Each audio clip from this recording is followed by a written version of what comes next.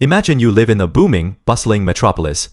It is the fastest growing city in the entire world, but there is a massive hidden flaw. The entire city is built out of dry wood. The beautiful houses, the grand hotels, even the sidewalks and the roads, are made entirely of wood. It is the autumn of 1871. A severe drought has left the city completely parched. There has been no rain for several months. The wind is howling strongly from the southwest. You are living inside a giant tinderbox. All it takes is a single tiny spark. In just a few short hours, your beautiful city will become an ocean of roaring fire. This is the story of the Great Chicago Fire, a disaster that consumed a metropolis, and the legend of how it rose from the ashes. By the late 19th century, Chicago was a miracle of American expansion. It was the vital crossroads between the industrial East and the Wild West. The population was exploding rapidly. Hundreds of new buildings went up every single week to house the arriving workers. To build so fast and so cheap, the developers used cheap wood. Pine shingles covered the roofs. Wooden factories stood right next to crowded wooden homes. The city was a sprawling, chaotic maze of timber. Even the sidewalks were made of raised wooden planks. The streets themselves were paved with solid wooden blocks, making it a silent trap waiting to be sprung. It was an architectural wonder, but it was incredibly dangerous. The summer of 1871 was unbearably hot and dry. The city had seen barely any rain since July. The wooden structures were baked perfectly dry by the relentless sun. The city fire department was small, and the brave firefighters were already completely exhausted. On Saturday, October 7th, a massive fire had burned through a large lumber district. The firefighters fought the heavy flames for 16 continuous hours. They eventually won the battle, but their equipment was severely damaged. The men were running on zero sleep. They had no idea that the real war had not even started. On the evening of Sunday, October 8th, the true nightmare began. The fire started in a small wooden barn on DeCoven Street, on the southwest side of the city. The barn belonged to Patrick and Catherine O'Leary. For over a century, a famous legend claimed that Mrs. O'Leary's cow kicked over a glass lantern while being milked in the dark.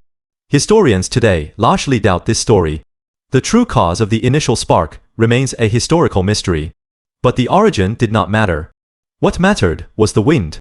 A strong, steady wind was blowing directly toward the heart of the city.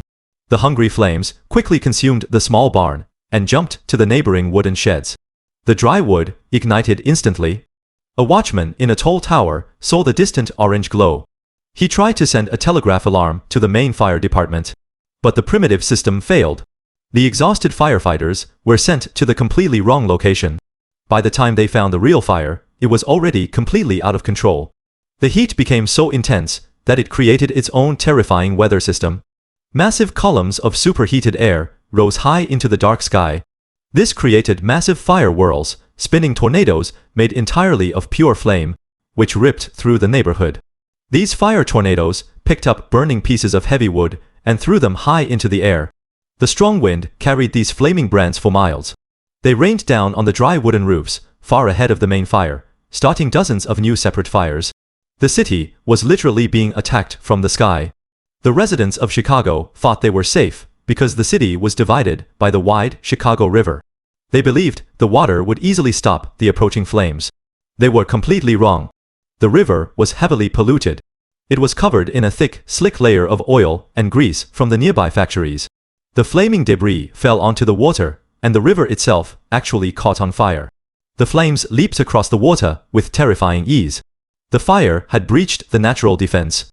The wealthy downtown commercial district was now in direct danger. Total panic consumed the bustling streets.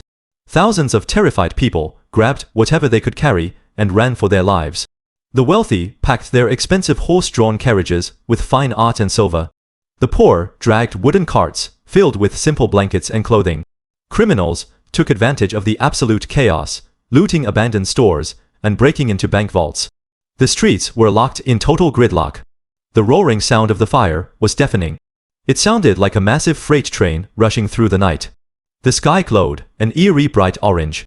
The smoke was thick and suffocating. People rushed toward the massive cold waters of Lake Michigan. They waded deep into the freezing water just to escape the unbearable heat. The final hope for the entire city was the massive water pumping station. It supplied the vital water for the entire fire department. But the roof of the pumping station was also made of wood. The flaming debris fell onto the roof, and the vital building quickly burned down. The water pressure dropped to zero. The heavy fire hoses went completely flat. The city was left entirely defenseless. There was nothing left to do but run away and watch it burn. The furious fire raged for 2 full days. It only stopped when a gentle rain finally began to fall, late Monday night, and the massive fire simply ran out of fuel. When the heavy smoke cleared, the devastation was absolute. Over 3 square miles of the busy city were reduced to gray ash. 18,000 buildings were completely destroyed. 100,000 people were left homeless, wandering sadly through the smoking ruins. Tragically, roughly 300 people lost their lives in the inferno. The proud city of Chicago was a wasteland.